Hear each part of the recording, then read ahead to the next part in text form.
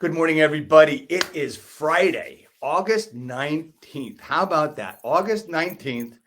It is Real Estate Talk TGIF episode 219. And we have the Glennda Baker here with us today to talk about her rise and her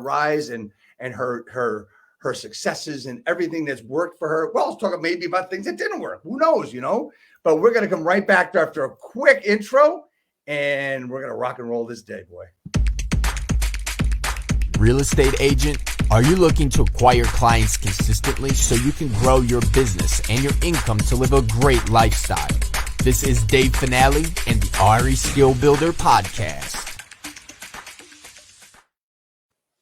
Good morning, everybody. Dave Finale here along with the Glennda Baker from Atlanta, Georgia, right? So, Glennda, my experience at Atlanta is I was at the All-Star game in 2000. That was the last time. I think that wasn't the last time I was in Georgia, but it's what I remember about the All-Star game at the new old stadium, which was the Olympic Stadium, I think, way back then, right? So now you got the new stadium, which was opened a few years ago, right? The All-Star game, what sport? Baseball. Oh, baseball. Okay, sorry. I'm sorry. Yeah, you know what? I should have said that. Anyway, the Glennda Baker. Here we are. From selling houses to inspiring women. But I've got to start with a different question before we get into your story. It's Real Estate Talk TGIF. And do you know what TGIF stands for? No, you tell me. Great answer, because most people get it wrong. It's thank God it's Finale. Here I am, Dave Finale, here with the Glennda Baker. Here we are. Let's have some fun today. Glennda, you know what? I learned of you from a lot of people I work with and collaborate with. And then I started watching you and following you. And your stuff is inspiring. It's funny. It's good. It's great. I mean, you just hit the right things and you hit the right nerve for everything you do. But I want to know about the backstory a little bit of where Glennda Baker came from and what were their trials and tribulations? Because, every agent starts out doing 50 deals a year when they start, right? So I'm just kidding, but you know what I mean. Tell me about your start and how you got to where you are today.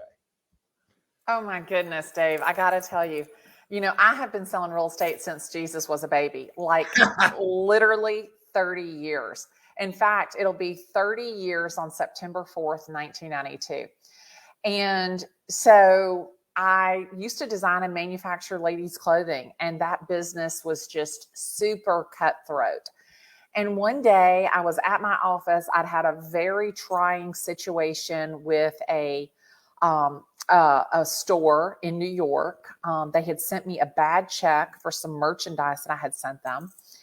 And I called my mom and I said, I just don't want to do this. Like, I'm just so tired of this business. And she goes, well, Pumpkin, you should go be a real estate agent. And I said, I can't be a real estate agent. I get car sick. And she said, not if you drive. You would be a great real estate agent. And I was like, oh, my stars. So sure enough, I went and started taking the class. And I had a small child at the time. I was married. And I thought, okay, I'll be an assistant because I needed a paycheck. I needed like a regular paycheck. I had family, and I needed, this wasn't going to be like, I could only get paid commission when I sold a house, because God knows how long it'd be when I sold a house. And I will never forget this as long as I live. And I remember what the ladies were wearing, literally like as if they were sitting in front of me. And I went and interviewed with these three ladies, and they were soldiers. They were relo soldiers. I mean, one of the ladies' license tag on her white Jaguar was Relo C8, relocate. She did so much relocation business. And so I sat down with these ladies, and, I'm just being me, and I'm, talking and everything. And they stopped me like mid-sentence. Like, this one stops me mid-sentence. And she's like, I've heard enough. And I'm like, oh goodness. And she says to me, she goes, we'll never hire you. You're way too bubbly. You can leave now. And I was like, oh my gosh. And then I interviewed with another team, these two ladies or partners, these two ladies, and they were going to share me as their assistant. And I loved them. They loved me and I loved them. And they call me the next day and they're like, Glennda, we love you. And I'm like, oh my God, I loved y'all too. And she's like, yeah, we're definitely not hiring you.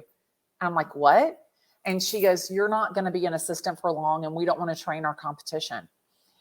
And so I had been reading how to develop a 6-figure income in real estate while I waited for my license. Because back in the olden days, you went down to the college, took the test with this thing called a pencil on this thing called a paper, and you waited for 2 or 3 weeks to get your test back. So I've been reading how to develop a 6-figure income in real estate. And doing that, I had told everybody, like the book said, that I was going to be a real estate agent. They could list a house or buy a house. Either one was fine with me. And 5 people listed their house with me. So before you even had your license and were with a company, you had 5 listings ready to go. Ready to go. So I remember I couldn't get a job because nobody would hire me as an assistant. And so I went to the real estate Taj Mahal. I mean, this real estate office was huge. I mean, the thing was gigantic. In fact, now it's a church. This building was so big. Buckhead Brokers. And I walk into the broker and I said, hey, I'd like to talk to you about being a real estate agent. She's like, great. I sit down. I said, I've got 5 listings. She goes, what do you mean you've got 5 listings? You don't even have your license yet. I said, well, I've been reading this book and doing what this book told me to do. And 5 people are ready to list their house with me. She goes, you're hired. That was September of 1992. And by December, I was agent of the month and I've never looked back. That's an amazing story because a lot of people would say, okay, well, I'll read a book. Okay, big deal, right? And I'll be honest with you, a lot of coaching clients I work with, I say, do this, this, and this. And, they get a book, or I actually send people books and they just go like, okay, I read a little bit of it. No, you need to dive into things. And that's exactly what you did because you were determined, and I guess determination and had an ingrained discipline, right? Of what you were going to do. Well, so I was the last kid picked on the playground. I am literally the most uncoordinated person in the world. I have no athletic ability whatsoever, which is surprising that I love professional sports like I do, but that's another story. And I think that really being the last kid picked on the playground developed this need to be great at anything that I did. Right. And I've always been very instructional. If you tell me what to do, like if you lay out the steps, Glennda, if you do 1, 2, 3, you will get this result. Then if I believe in you, I will do it. If I believe what you're telling me, I will do it. And I bought into Mike Ferry off the bat. His book, I went to the bookstore. Those are things that they used to have in the olden days too. And I bought the actual physical book. And no lie, I mean, that book kicked off my career. I did everything that book said. I previewed it. I previewed listings. I called expired listings. I called for sale by owners. I went through Floyd Whitman's Sweat Hogs. I did everything that it said to do. And so I was literally a sponge and I just did what they said to do. And that laid the foundation for my career. So I mean, you read the book, you did what it said, you went to Sweat Hogs, you did that. Why is it, do you think, that real estate agents, I'm going to be honest, 80-20, that's at least 80% of the real estate agents read something, go to a conference, or they learn something and there's no implementation or they don't follow through? Why do you think that is? Well, I think there's a couple of dynamics. I think number one, real estate is optional. You're not an employee. There is no annual review. Not that I've ever had a real job and would know what an annual review is, but there's no checks and balances within a brokerage. And I think that number one, that's part of the problem. Number two, I think that a lot of people, they see, I have a girlfriend and, she's got 100 agents working for her. They're selling hundreds of houses, a year. Right. And in my head, like, of course they are, because there's 100 of them. So it looks unattainable. And so I think that real estate agents in general are typically artists, expressives, people that are big picture people. And unless you break it down in bite-sized pieces for them, they lose interest in going the whole way to get to the end zone. But for me, I didn't have the luxury to fail, number one. And number two, that last kid picked on the playground mentality ingrained in me really built a foundation for me and success. I love the way you put that. Real estate is optional, and because I've asked, I mean, two really people that I really look up to and respect is Greg Harrelson out of Myrtle Beach, South Carolina, Century 21, the Harrelson Group. He said that for the most part, agents aren't prepared, and I think that might lean over to that it's optional, that they don't think they need to be. What do you think about that? Yeah, I mean, I think that most people, buyers and sellers, and people that get into the real estate industry, they think, oh, I get my friend Bob and Susie in the car, and they're going to buy 123 Banana Street. They're going to pay $500,000. I'm going to make 15 grand. Woohoo, yippee! I'm going to do that every month. I'm going to make $180,000 a year, and I'm going to dance down the street naked. And in their head, that's how it works. And in reality, that is not how it works. Exactly. And I think that, as I said, in general, salespeople, not just real estate people, salespeople in general are expressives, and they are artists, and they look at the big picture, and it's difficult for them to understand the details of how to be successful. And really, it is in those details where all of the clues to success lie. And if you're not willing to do those details, then number one, you're either not going to be consistent, or you're going to piss all of the money away. And so I think that it's critical to learn the skill set of understanding details in the process.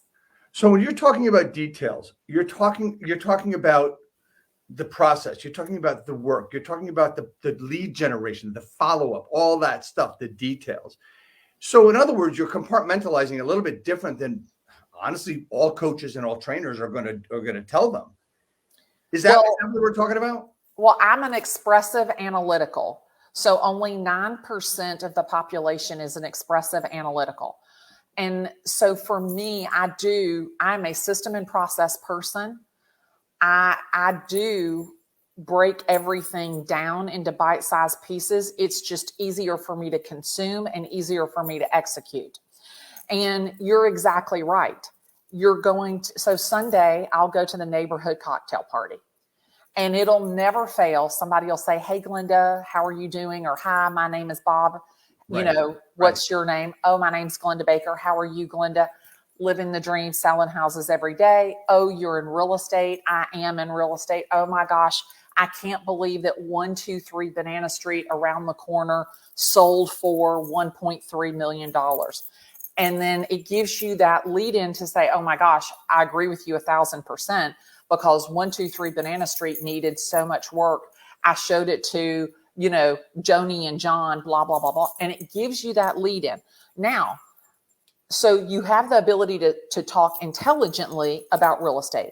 Exactly. But you walk away and you're like, okay, so that was Bob Smith, and Bob Smith lives at 456 Jones Street, and they've lived there 25 years, and his wife's name is Susie, and their kids are grown, and he talked about their beach home at 30A.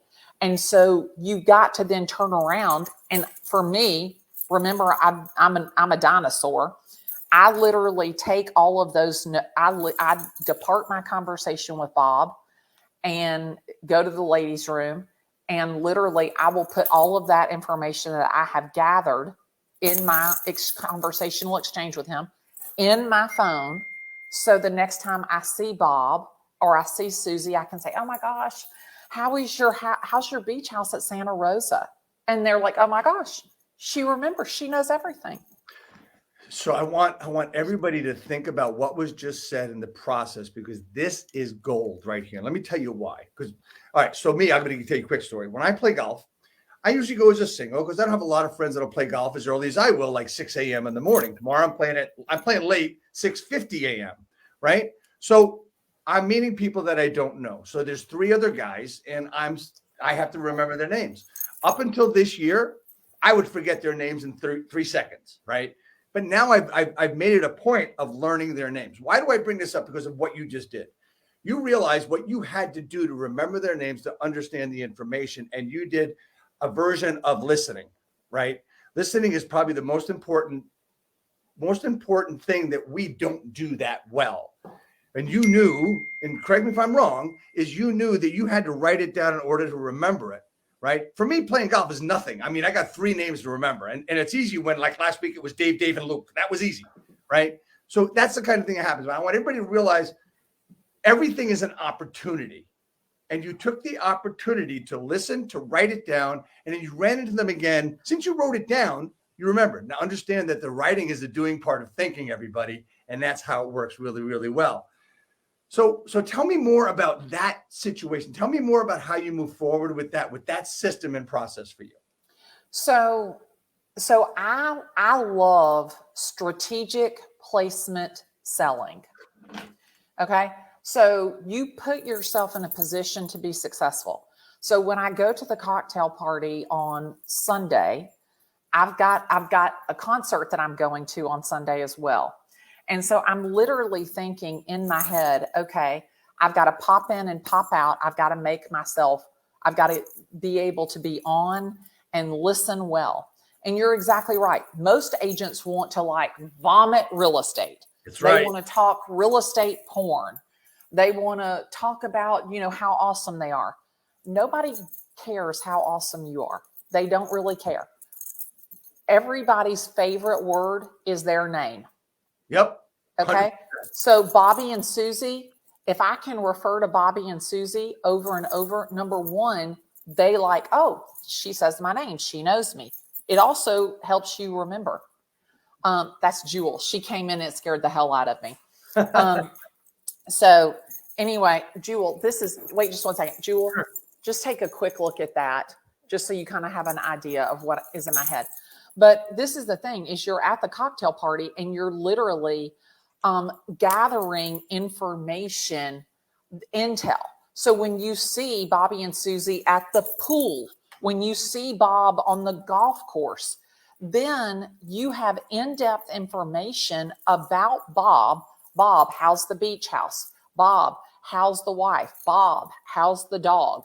That's what you're really trying to get to, is to building an intimate relationship with them, because people do business with people they know. And I just learned this term the other day. I didn't even realize it. It's called bouncing.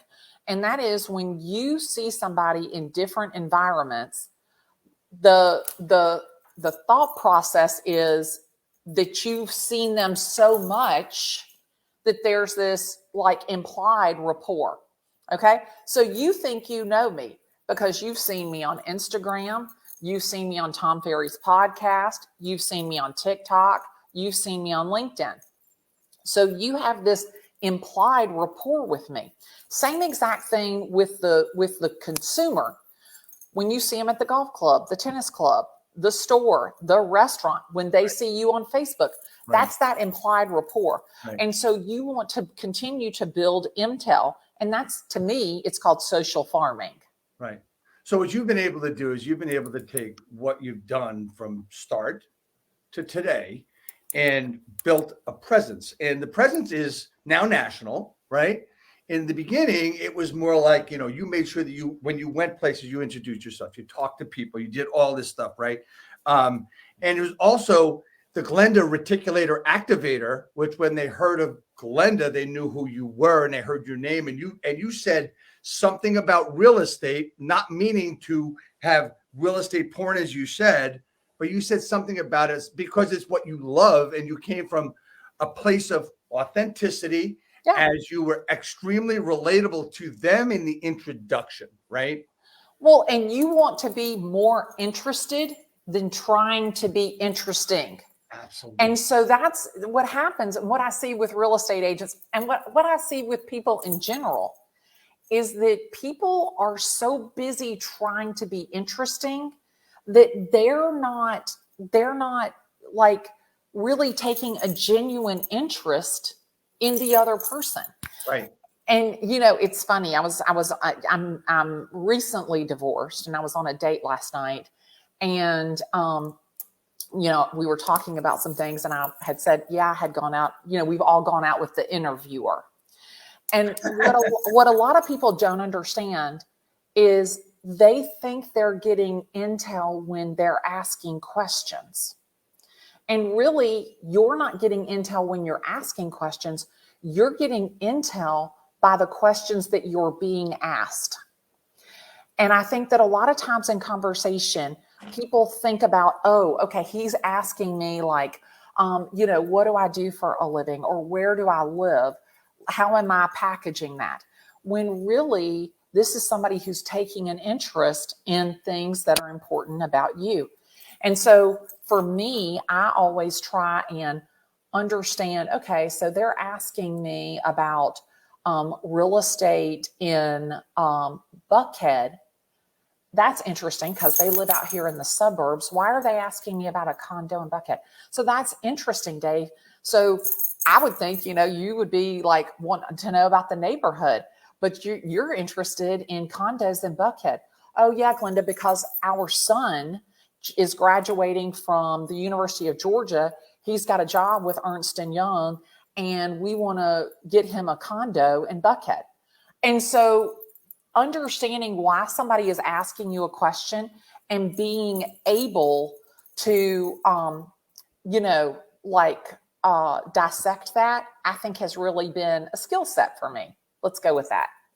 I think the act of listening is very important, but active listening is also a process. But one of the things I want to ask you about, since you just said it, is you get more intel by the questions that you are asked more than what you're asking. So if we put this into let's put it into a FSBO or an expired call or a listing presentation.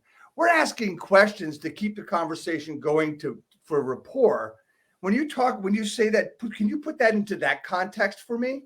Yeah. So the thing about it is that you call the for sale by owner, and we're trained, ask this question and then lead into this question and repeat it back and then agree with them and yes, build this fake rapport where, and it's the truth. It is fake rapport, and we're all saying the same thing. Where when I talk to somebody who has approached the sale of their home themselves, I really want to understand, like, wow, that's interesting. Why did you decide to do that? Unpack that for me. Or I'd love to hear the story behind why you think your home didn't sell. So yesterday I had a listing appointment, and it's a home that failed to sell. Yes, there are homes that fail to sell in 2022. Yep. And I said to them, they said, oh, do you want to look around? And I'm like, no.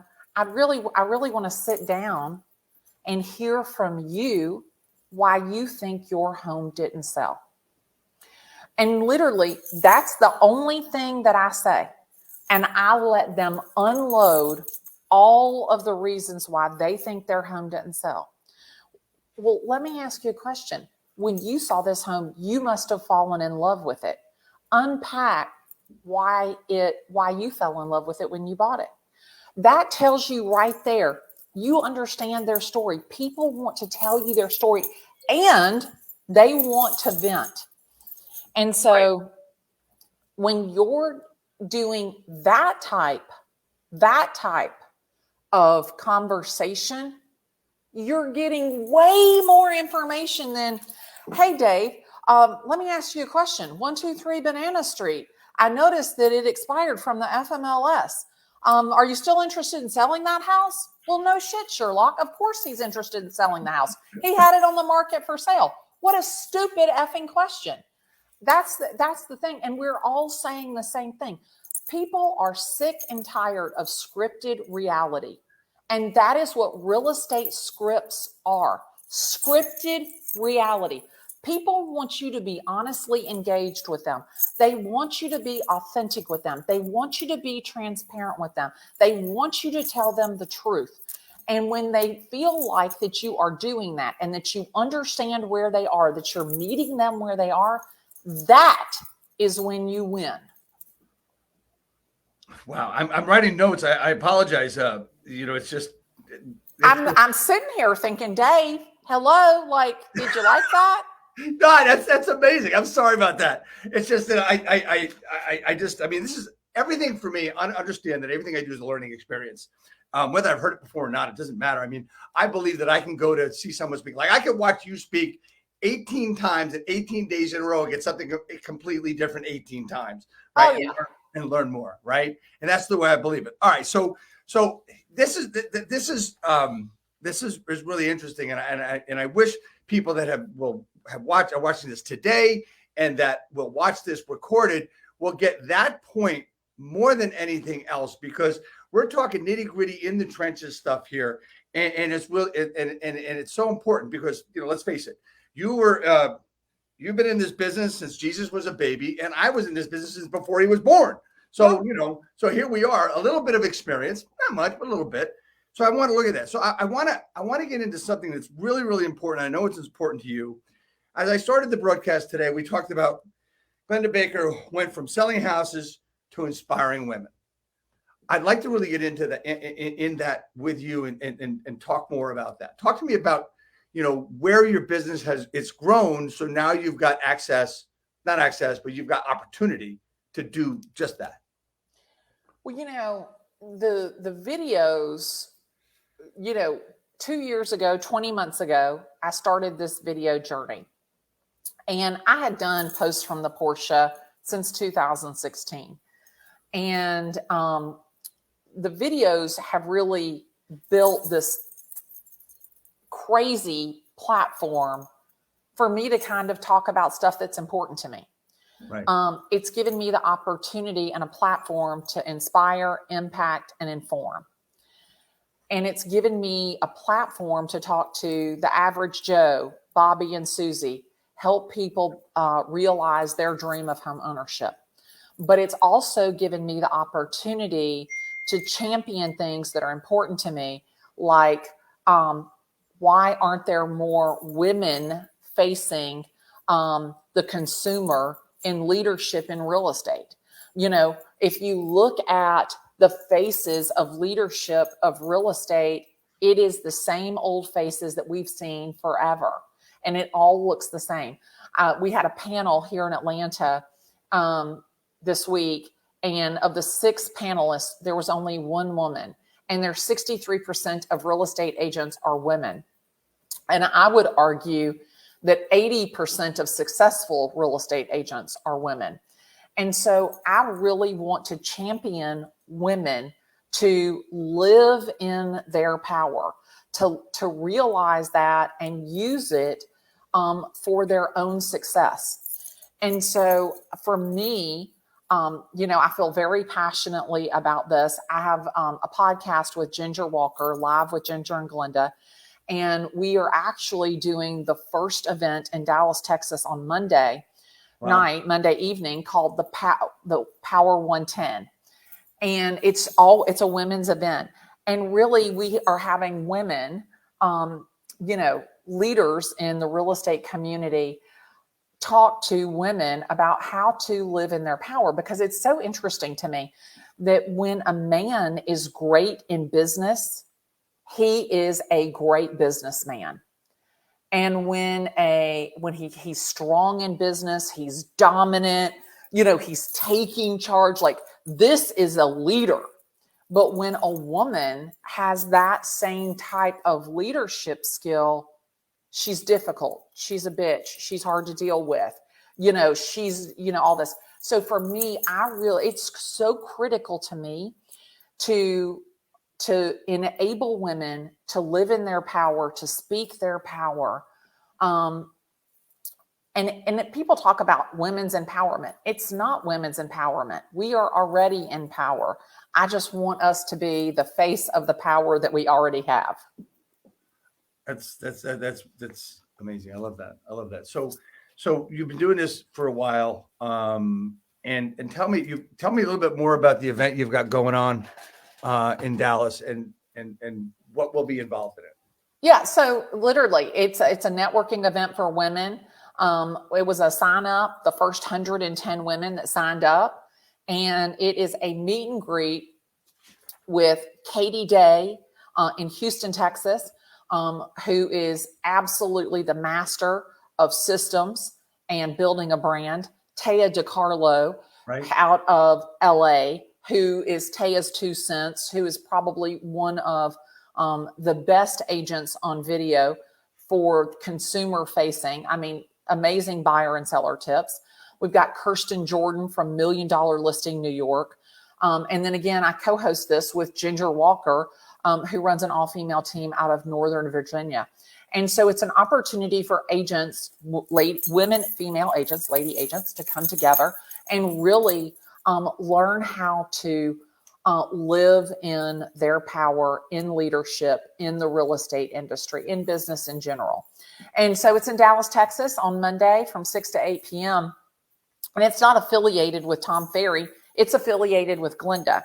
And I think there was one thing that you said, and I can't remember what it was, but I meant to say something about it, and God knows how long ago it was. But you talked about Google. Did you talk about Google, or am I imagining that? I did not. So. Oh, okay. I was thinking that you talked about Google. I have in the past, but not today. I mean, no, I thought that we talked about that, but I don't know where that came from. It might have come from something that was floating around in my head. Go ahead. We actually did the other night. We talked about, looking up things in Google University and all that stuff. We talked about that. Okay. Because this was something that I thought was super interesting. Was I have the hashtag Google Glennda. And so on a lot of my posts, I'll put hashtag Google Glennda, because I want to train Google that when someone puts in Glennda, Glennda, that the only thing it needs to show is me. And so I have actually reached that goal. So when you Google Glennda, Glennda, nothing else, just Glennda, everything that you see is me. It's all my videos, it's all my business. And I'm so immensely proud of it. So maybe in my head, you didn't say anything about it, but I wanted to bring it up. So sorry about that. Dave, I segued you into something you weren't even planning to go into. Go ahead. No, that's fine. I mean, look, this is about having a conversation and bringing value to the real estate industry. And I believe we're doing that very well. And that's my goal every broadcast, all 219 of them. And I think we've done a really good job of that. Let's get into the video stuff, right? Because I mean, we've got lots of comments and they're talking about video they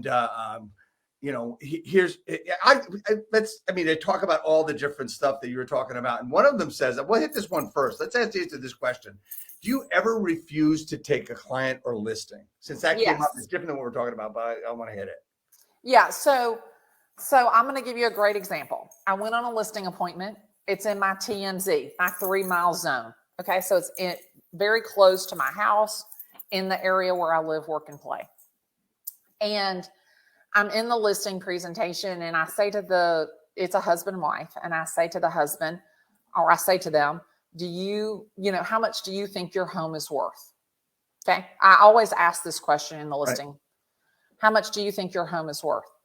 I have no idea. Oh, goodness gracious. Surely you have in your head, you have some idea of value. Nope, no clue, no idea. I'm like, oh, okay. So I go through, and I said to him, I have sat in 152 living rooms over the last 18 months.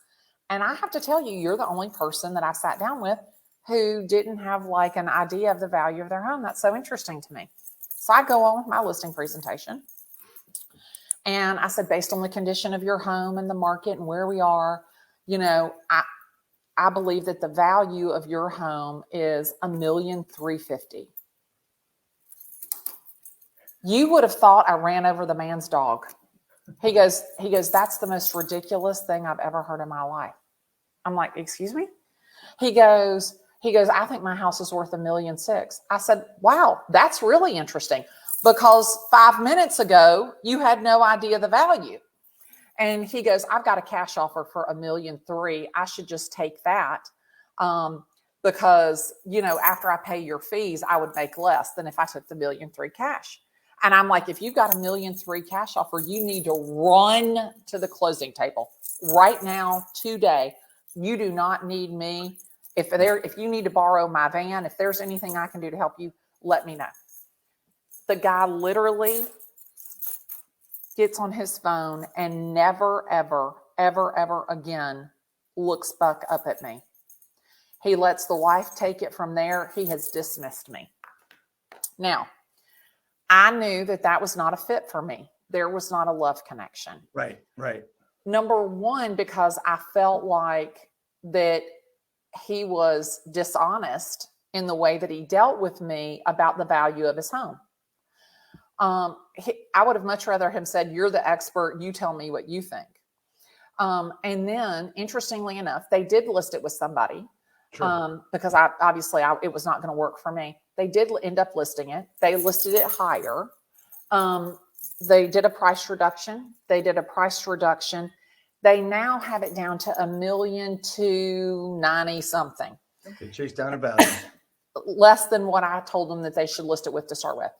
And so, yes. So I think that, yes, I do decline listings, because just like when you go out on a date on Match.com, it's not always a love connection. And I think that you want to be upfront to begin with, because if you are not, you are setting yourself up for a very contentious and difficult relationship. Absolutely. 100%. I agree with that. You have to be careful. You have to be willing to say, you know what, we might not be able to work together. Yeah. Right? And that's okay. That's okay. Because it's just like I tell the guys on Match.com, you know, it's not a love connection for me. I wish you the best of luck in your journey, because I know you're going to find Mrs. Right. And when you do, I hope you think about me as your real estate agent. There you go. It's a win-win situation for everybody. So quickly to the video segue into that. I saw that question. I didn't want to ignore it. I always like to make sure I address everything that comes across my eyes when we're here. So video, right? When you edited video, there was nothing you really wanted to do. You really didn't want to do it. Is that correct? When ask me the question again. I'm sorry. When you got into video, it was not something that you really wanted to do and really get into it heavy. You did since 2016. You did Post from the Porsche. Right. Yeah. Post from Porsche. Right. Do you still have the Panamera, by the way? Of course. I love that car. Anyway, yeah. Go ahead. Yeah. So I mean, I started with Facebook Live because I got whacked out with an inspector. And I was like, I have to get this off my chest.